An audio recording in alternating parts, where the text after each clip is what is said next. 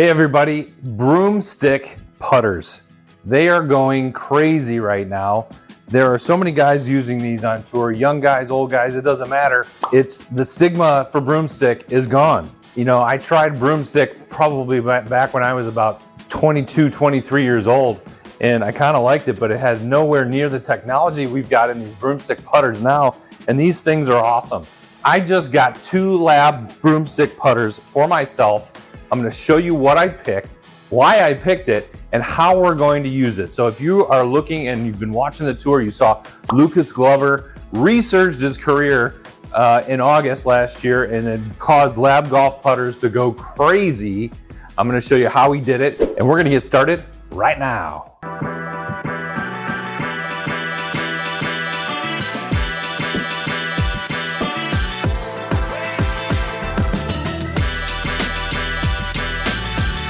Hey, if you're liking this video, make sure you hit that subscribe button, hit that bell so you see all the videos coming out. Really helps our channel. Onward we go. Hey, Bryan Z here, PGA professional with Bryan Z Golf. And like I said, we're going to look at these Broomstick putters. We're going to figure out how the heck are we going to use these things. You know, putting. Oh,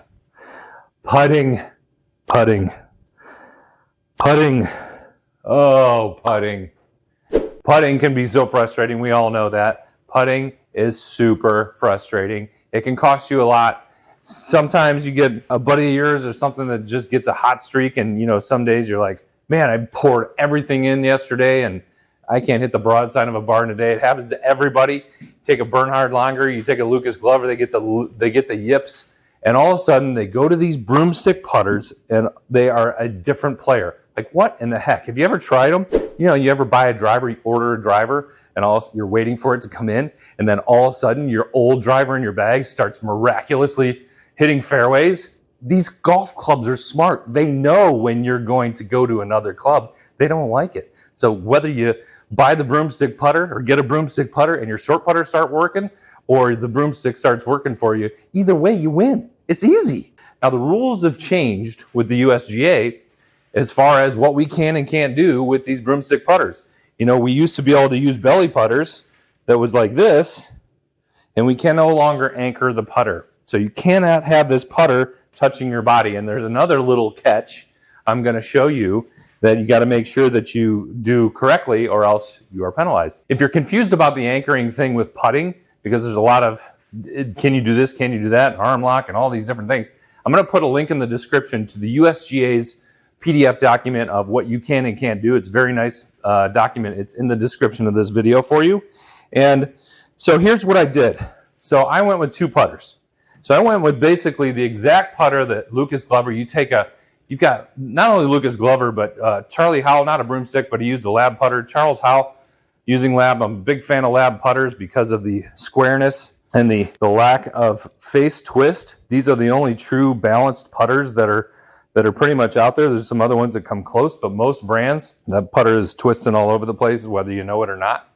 And I went with basically the same putter that Adam Scott is using, and Lucas Glover went to this because of Adam Scott and how well he putts now with this. Adam Scott's been using this for quite some time. So I went with, this is the Mezz.1 Max, and look at, God, you got all these screws in there. And then I went with their super upgraded proprietary shaft TPT for lab golf, and this thing is about a $300 upgrade, and went with the split grip by Winn, and that's it. So that's the one putter I'm going with. Now the reason I got a second putter is because this DF 2.1 head I have been in love with for quite some time, and I always go back to it at a standard length. If I'm trying different putters, usually from lab, I always go back to this DF 2.1. I don't know what it is, but it just seems to agree with me. So I went with that one with the Acra shaft. And it's you can take your driver, if you're looking to get fit, take your driver, which is usually about 45.5, depending on what brand you have. And you can go ahead and start hitting putts with your driver in hand. And that'll kind of tell you where you're at and what you're going to be comfortable with. One of the things that you have to know that when you're getting into the fitting and how you're going to order this putter, from a lie angle standpoint, you know, we don't have a lot of good fitting techniques unless you happen to catch a demo day or a fitting day of some kind. But this The absolute maximum lie angle upward that the USGA will allow is 80 degrees. Okay, so Lab Golf does not want to infringe upon that 80, so they're going to do a little bit of leeway. So the max that Lab Golf will go upright is 79.5.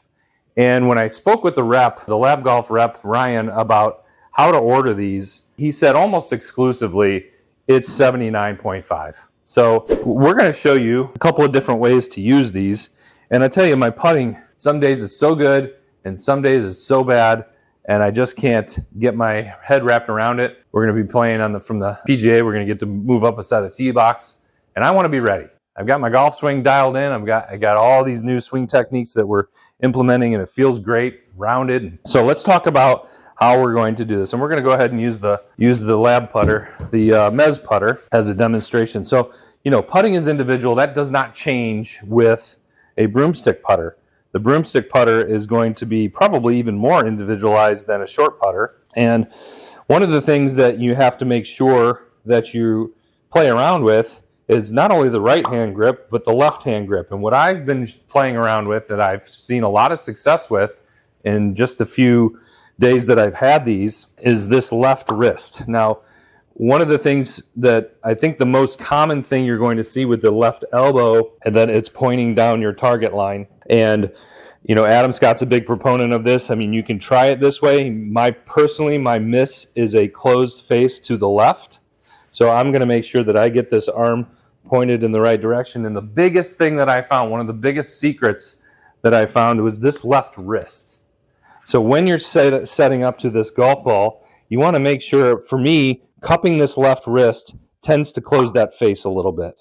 Okay, so the more we can get this left wrist flat, I've even taken it a little to the extreme and bowing that left wrist. And that has really helped keep that club face. So again, that's my tendency personally. That's on the left hand. Keep an eye on this left wrist. The natural tendency, I think, is to grab this. And when you have a putting stroke that's normally like this, you're going to want to kind of cup that wrist and point that elbow left. I would strongly suggest on a broomstick, elbow at the target, left wrist flat. Okay, so then we have the right hand. So on the right hand, this is where there's tons of play. So we've got a lot of different players doing a lot of different things. By and large, we want to keep this putter on plane. So if I'm looking at this line in my golf mat here, we want to make sure that we're trying to keep this thing on plane as much as possible.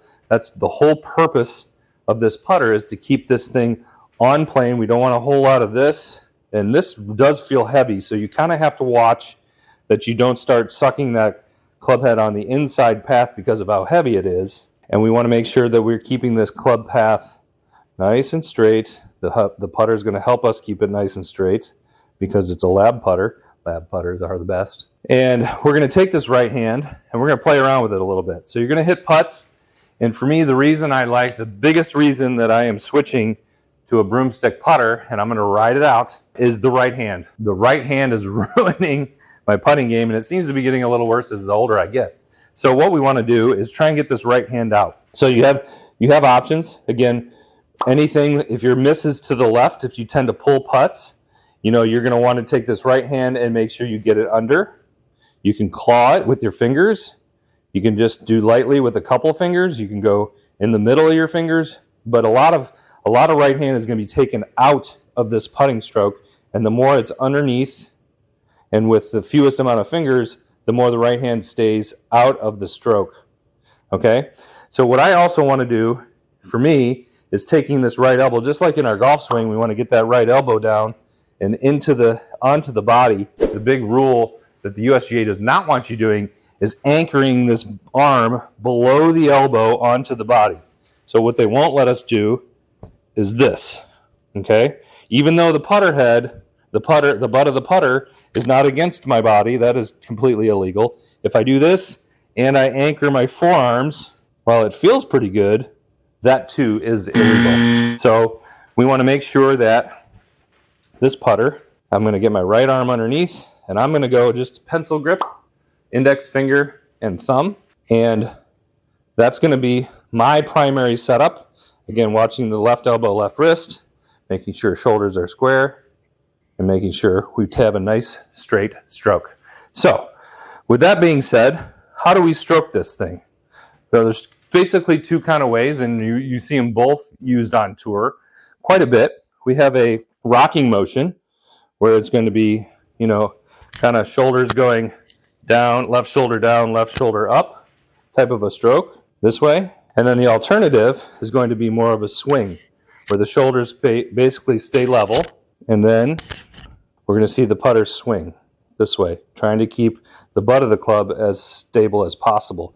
Now, here's the other thing with these putters that we'll see, especially when you get on the golf course, is that we see a lot of, you could change things depending on the length of the putt. So you might want to choose to have, you know, your standard 10 feet and over type of a stroke. And you could see yourself change the grip, change your grip pressure as it gets short. Okay, some people can struggle with a different type, either a long putt or a short putt with these. So if you feel like you struggle, if you've tried a broomstick or you're trying a broomstick, and incidentally, if you're looking for a lab putter, we have a great discount because we are an authorized retailer with lab. Look in the description, you'll see an email address to send us a message and we will get you a great discount on a lab putter if you are interested. So if you find yourself with a broomstick putter, if you find yourself struggling with either short ones or long ones, play around with changing something. So you may say, okay, on a short one, instead of doing this with my fingers, I may go underneath, I may squeeze it a little tighter, and see what that does for my stroke. You know, the broomstick putter's been out for a long time, but I think this is the next wave of acceptance, and it is on tour. You look at Camilo Villegas, he doesn't have the long putter, the broomstick, but he went with the counterbalanced. It's about this long, and he uses this same head right here. All these guys have just won, and they've all switched to lab golf putters.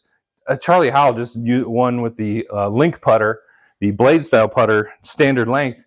He had 22 putts his last round, and the guy has just absolutely resurged his career thanks to lab golf putters. So a big fan, and you know, little birdie told me with lab golf that they were selling somewhere around 150 putters a month in the broomstick length, and once Lucas did what he did last August, they sold a couple thousand.